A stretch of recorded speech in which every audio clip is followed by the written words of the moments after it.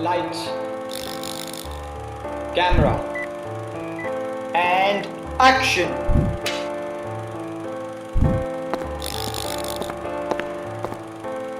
Cut.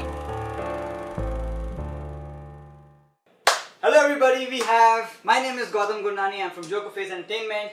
We have Naveen Richards. Alrighty. With the accent Richards. That's right, that's it, there's no S in the end, be careful of that. I'll come and kill you in your sleep. Yeah. So, a big fan of yours. Started with your first question I want to ask you is before even go or jump into anything, from lawyer Lawyer. to a stand-up comedian. Yes. How was the journey? How did you start? Like, what was the idea? Well, What's the intention? Well, the intention when I got into college was I actually wanted to do journalism because I thought, okay, maybe I can write some stuff. But everyone's like, yeah, journalism, dude, you're not gonna get paid much and this and that. So they said, do law because if you do law, then you can jump into journalism or anything. And I told myself, I'll do law and then maybe I'll join the United Nations and do some peacekeeping corps troop, something like that. Peace Corps. Peace Corps. I didn't even bother to learn the name of it. Before that, I wanted to do environmental law. So I'm like, I'll do one of those do-goody, travel the world type things. And then I joined law and then I'm like, these books are too big and my memory is too small to remember this stuff. So then, then I started doing theatre when I was doing law. Doing theatre, and there is no real money in theatre, so that wasn't going to be a thing. But from theatre, I went slowly to stand up, and then I found that some of my bills were getting paid by the end of 5 years of law college. So that was good. I also had 2 years. Doing law and stand up together. Yeah, in my last 2 years, since law was 5 years, I had 2 more years of college where I could really fool around, where everyone else had a job. I had 2 years where I was still in college, and in the evenings I could do stand up. And I was doing small corporate shows and stuff and making money. So when I got out of law college, I was making $10,000-$20,000 a month sometimes, and that was enough to pay rent and survive. So, yeah. Nice. I never worked when I was in college. Yeah, it was. I don't know how. It was really. I got really lucky, man. I don't know how. I just worked with the right group in Chennai, and they would give me shows and stuff once in a while. So you were in Chennai when you're doing law? No, I was in Bangalore doing law, but the group I worked with was in in Chennai. So every week on Wednesdays they would have a show there. So Wednesday, I would take off college a few times a month. That's why all my attendance would go. I would attend college to make sure attendance is there, and I had 85% minimum. So once a week I would go to Chennai, perform and come back. So, nice. Yeah. So you said you wanted to do environmental law when I was young, right? Yeah, and that's how the Better Life Foundation, your character does the Yeah. environmental law. Yeah. And he was a lawyer, right? He was a lawyer the character is also a lawyer and wants to do environment. So yeah. So you came up with that, the writing, or your team, the Boxer Shorts, came up with that, or was that produced by them, or what happened there? So when I was in college, I was studying law, but I was also working with an NGO called Make a Difference, which right now is one of the biggest NGOs. Make a Difference, yes. That teach children and stuff. So I was with them for 2 years. So I had a little bit of experience there, plus the law. And also another thing that got me through law college was watching The Office. So when an exam would come up and I would freak out about it, Steve Carell.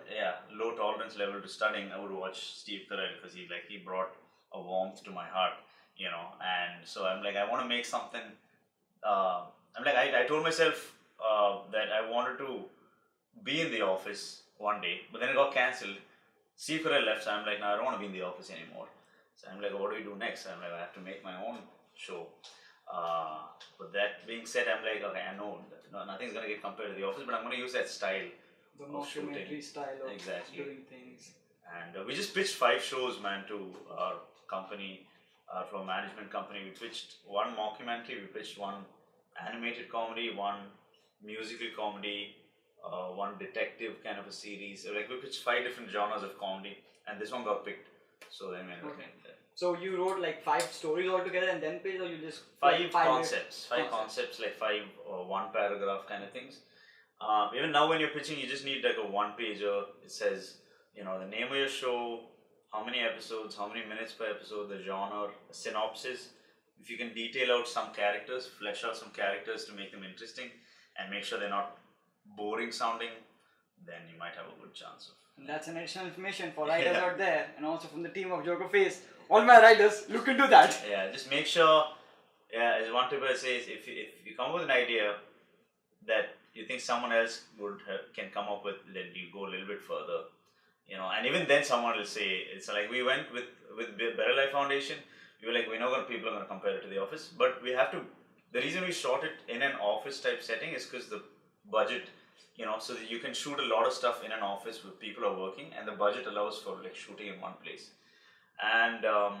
And then after that, we like every character we wrote, we went further and further away from the office characters, but still someone is like, hey, this guy is like this, isn't he? Like, I guess so. I guess, yeah. There's always a comparison. Yeah, but so try as hard as you can go as far away. Yeah, and then find something new there.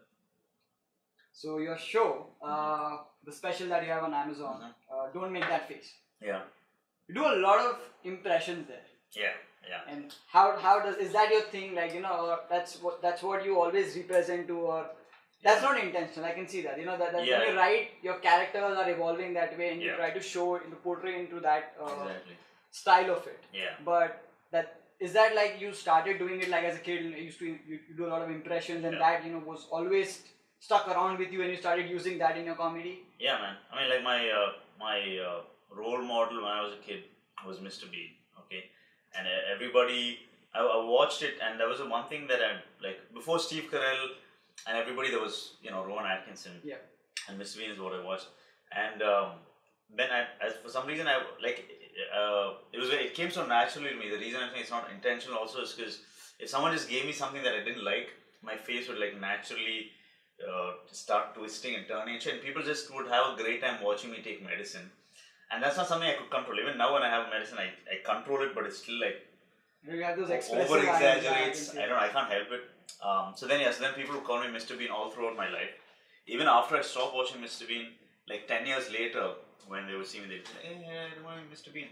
So I think it just got ingrained in me growing up, watching as a kid. And so I think that's why it comes naturally. Even when I'm just writing normally, when I go up on stage, it just comes, so it's something I can't control really.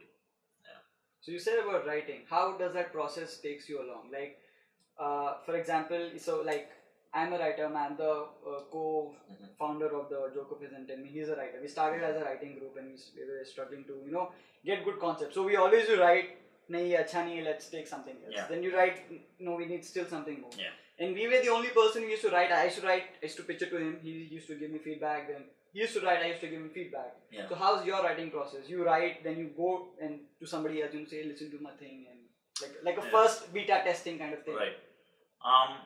So I mean, some people are comfortable writing by themselves. I found it a help. Like the thing with when it comes to coming up with an idea, it's good to come up with an idea itself. And I don't know, something about, let's say you want to work on a show with a friend of yours, okay? And I found my personal experience, if you come up with an idea yourself and then you go and try to tell him that idea, he will give you feedback, but he's never going to be as excited about that idea till the end, So I would say sometimes in the ideation phase itself, sometimes it doesn't always have to be the case. If you're going to work as equal partners, try to come up with that idea together. So both of you are in the same level of excitement.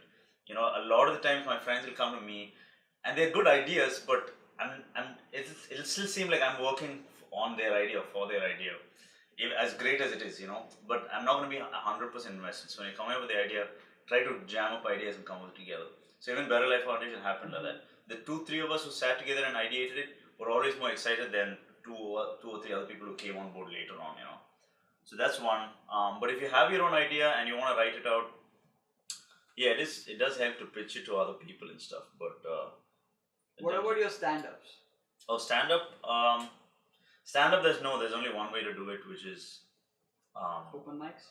Open mics, and you could pitch it to your friends. Obviously, usually when you tell your joke to your friend face to face, it can go two ways. So it's counterproductive and otherwise. Sometimes it'll work. It'll be really funny. Like if I tell a comedian friend my joke right before the show, and he'll laugh his ass off. And with that overconfidence, you tell the same joke the same way, it'll bomb. And there's other times when they won't laugh, then you'll be like, screw you, I'm still going to try this, and I will go try it on stage and it'll work. So there's really no way, you just have to feel it out. The only thing is, you just have to be excited about that idea. So the best way so there are two different ways of writing, right? One is writing for a web series or a show or anything like a writing to a video production kind of writing. Yeah. The other one is the stand-up or the MCing part of the writing, where there are a lot of jokes involved, a lot of audience interaction. So also, you know, when you host a show or you do a show or you do a stand-up, you're interacting with the audience. So maybe that works out in that way. Yeah. But what happens when like in open mics, I want to that's more specific to open mics, when you're doing a joke and you why do you like you do a joke, the same joke first time, the second time, the third time, and you start making improvements. How does that, like, for you, because you're delivering the same joke again and again, so you have to maintain that kind of enthusiasm towards that joke. But how do you, like, for a joke that you do like multiple number of times, change the iterations, change a few bits and pieces there? That I think depends on your personality. Some people, ideally you want to get the joke to a place where it's perfect, where you don't have to change the words. Like people like, I think Kenny and myself will sometimes, just to keep it exciting for us, every time we do it, we might change it a little bit, just to keep it fresh for us on stage, because the audience can see through it. If you're the kind of person who can do the same joke the same way and still look like you're having fun, then that's good, and that's a surefire way of making sure that you get 100% result. But like I personally, I can't do that way. But then if I've been doing that joke for like, let's say 6 months, and it starts showing on my face that I'm not enjoying it, then I have to push further. Like let's say when the show is going really well and you're feeling really in the moment, then that somehow your brain comes up with 2 more jokes, and then you're like, oh great, I have 2 more jokes, I will add it in my next set. You know, you can't force it sometimes. Sometimes when you sit and try to add jokes so that it doesn't come, sometimes like the audience is really... Hi guys, thank you for watching the first episode of The Chat. I hope you guys liked it. This is the first part of the video. Click here to check out the second part of the video. Also, like us on Facebook, subscribe to our YouTube channel, and follow us on Instagram. Also, you must have seen how funny this guy Naveen Richard is. Check out his channel, give him a thumbs up, watch his videos. Take it easy guys, see you, sayonara, adios, dhanyavad.